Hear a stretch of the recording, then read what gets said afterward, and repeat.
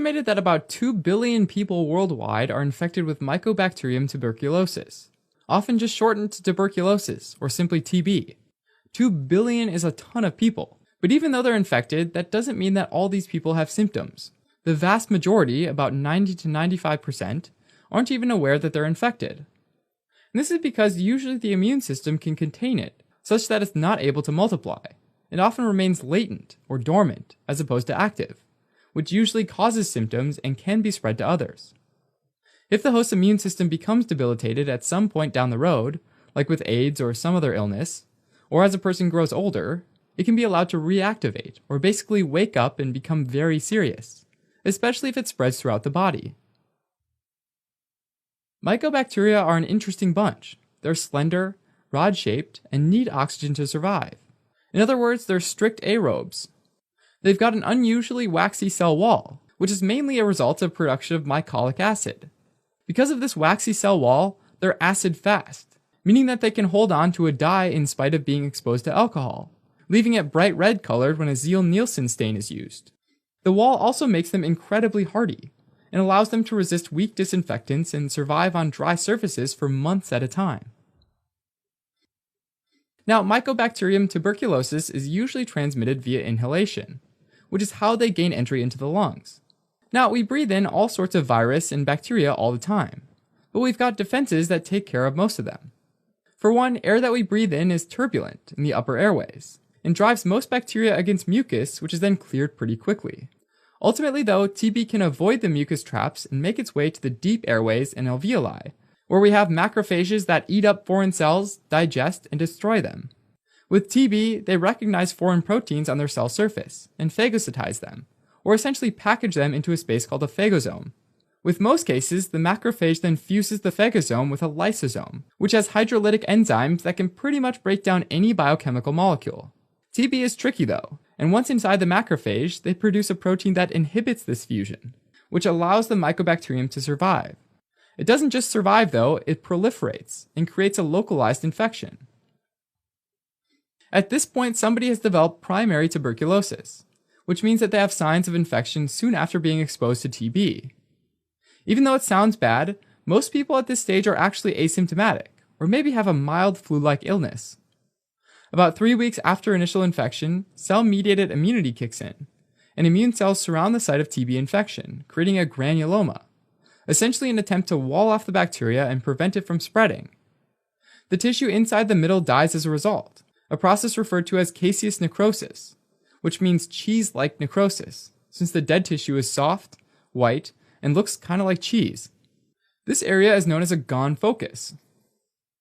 TB also gets to hilar lymph nodes, either carried over by immune cells through the lymph or by direct extension of the gone focus infection, and causes caseation there as well. And together, this caseating tissue and associated lymph node make up the characteristic gone complex. Gone complexes are usually subpleural and occur in the lower lobes of the lungs. The tissue that's encapsulated by the granuloma undergoes fibrosis and often calcification, producing scar tissue that can be seen on X-ray. This calcified gone complex is called a Ranke complex. In some cases, although a scar is left over, the mycobacteria is killed off by the immune system, and that's the end of that. In other cases, even though they're walled off, they remain viable, and are therefore still alive, but they're just dormant. If and when a person's immune system becomes compromised, like with AIDS or with aging, the gone focus can become reactivated, and the infection can spread to either one or both upper lobes of the lungs. It's thought that this is because oxygenation is greatest in these areas, and TB, being anaerobe, prefers areas of greater oxygenation. Since they were previously exposed, the immune system's memory T cells quickly release cytokines to try and control the new outbreak, which forms more areas of caseous necrosis. This time, though, it tends to cavitate, or form cavities, which can allow the bacteria to disseminate or spread through airways and lymphatic channels to other parts of the lungs, which can cause bronchopneumonia. But it can also spread via the vascular system and infect almost every other tissue in the body, called systemic miliary TB. When TB spreads to other tissues, it causes complications related to the organ affected. Kidneys are commonly affected, resulting in sterile pyuria or high levels of white blood cells in the urine. It might also spread to the meninges of the brain, causing meningitis. the lumbar vertebrae, causing Pott disease, the adrenal glands causing Addison's disease, the liver causing hepatitis, and the cervical lymph nodes causing lymphadenitis in the neck, also known as scrofula. Testing for TB often starts with a purified protein derivative, or PPD intradermal skin test, sometimes known as a tuberculin skin test, MAN2 test, or simply TB test. With this test, tuberculin is injected between layers of the dermis. Tuberculin is a component of the bacteria, and if a person has previously been exposed to TB, the immune system reacts to the tuberculin and produces a small, localized reaction within 48 to 72 hours. If the reaction creates a large enough area of induration, rather than just redness, it's considered to be a positive test. Positive tuberculin tests simply mean that the patient's been exposed at some point to TB. It does not differentiate between active and latent disease.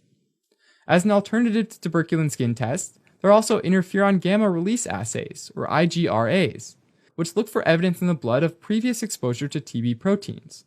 Since this one's a blood test, you do not need to show up again to have the test read like you do with a PPD. Also, the IGRA is more specific to TB rather than other types of mycobacterial infections, and is unlikely to be positive as a result of having BCG vaccine in the past, a vaccine that protects against TB. And this is a pretty useful feature of IGRAs, since BCG vaccine is given to many children around the world to prevent disseminated TB. After doing a screen test with PPD or IGRA, anyone with a positive result typically gets a chest x-ray to look for signs of active TB disease. In patients with symptoms like fevers, night sweats, weight loss, and coughing up blood, or hemoptysis, it's important to collect samples from either the sputum or via bronchoalveolar lavage, which is where the bronchoscope is inserted through the mouth or nose into the lungs. Fluid is squirted, and then the fluid is collected. These samples can get sent to the lab for staining, culture, and PCR to look for evidence of Mycobacterium tuberculosis. Treatment of latent TB infection typically involves using a single drug for a prolonged period of time. The most common approach is isoniazid for 9 months. Treatment of active TB disease is typically done with different combinations of anti-TB antibiotics like isoniazid, rifampin, ethambutol, and pyrazinamide, which results in patients being non-infectious to others usually within a few weeks. Until that point, though, patients can spread TB to others, and it's typically adults with reactivated TB that are the most infectious. As a result, patients are typically kept in negative pressure rooms, and visitors are asked to wear protective N95 masks that can't filter out oil aerosols, N for not resistant to oil, but can filter out at least 95% of other aerosols, in this case TB. Even after patients are no longer contagious, they're typically kept on multiple medications for many months to be sure the bacteria are destroyed, usually with direct observed therapy, or DOT, where somebody watches and confirms that you're taking the medication. Additionally, there's an enormous worry about new drug-resistant strains of TB that are causing infections in various parts of the world. You might hear of MDR-TB, or multi-drug-resistant TB, or even XDR-TB, which is extremely drug-resistant TB, which is incredibly hard to treat because they don't die in the presence of our usual antibiotics. The bottom line is to get an effective treatment. It's super important to make sure that the drugs being used will work against the specific strain of TB, that multiple medications are used together to prevent drug resistance from developing, and that medications are used for the entire course of therapy so that all of the Mycobacterium tuberculosis is killed off. Recently, the US Food and Drug Administration has approved a breakthrough medication for XDR-TB called pretomanid. According to recent studies, a combination of pretomanid, bedaquiline, and linezolid has been effective for almost 90% of XDR-TB cases. As an added bonus, this combination therapy can be taken orally, and is also very well tolerated compared with other XDR-TB drug regimens. Alright, as a quick recap, tuberculosis, or TB, is an infection caused by Mycobacterium tuberculosis that mainly affects the lungs. 3 weeks after the primary infection, the immune system tries to contain the infection created by a granuloma, and the tissue in the middle undergoes caseous necrosis, resulting in an area called a Gone focus. TB also extends to nearby hilar lymph nodes, causing caseous necrosis there as well. The Gone focus plus the affected lymph node makes up the characteristic Gone complex.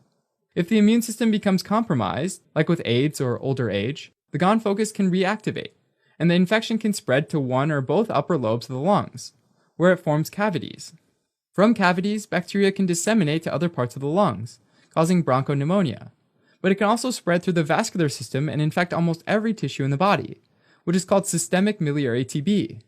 Testing for TB starts with a PPD intradermal skin test, or with an IgRA blood test, and a chest x-ray can identify signs of active TB disease.